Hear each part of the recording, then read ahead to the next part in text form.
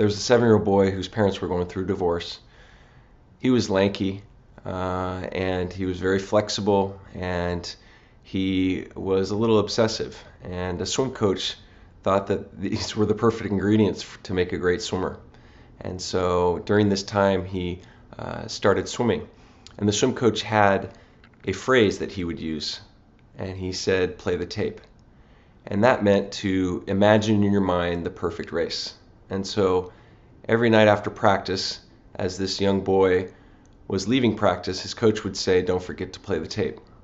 And this boy would go home and play the tape at bedtime of the perfect race. And then in practice, whenever the coach wanted him to swim as hard as he could and race, he would say, "Play the tape." And as we fast forward to the Beijing Olympics, this athlete on the pool deck before every race for a gold medal, the coach would say, you'll never guess, he just would simply say, "Play the tape."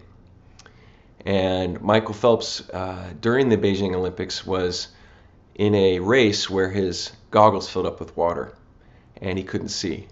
And so he had to rely on that tape. And he relied on it and won a gold medal, and was interviewed afterwards by someone who asked him, what was it like to swim blind? And Michael Phelps simply said, "It's just like I imagined it." And this is a great illustration of playing the tape.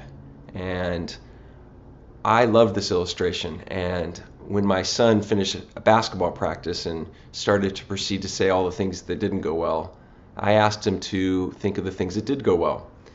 And he started to think of some things that went pretty well at basketball practice. And at bedtime, I explained this story of Michael Phelps to him. And I said, "Let's play the tape tonight."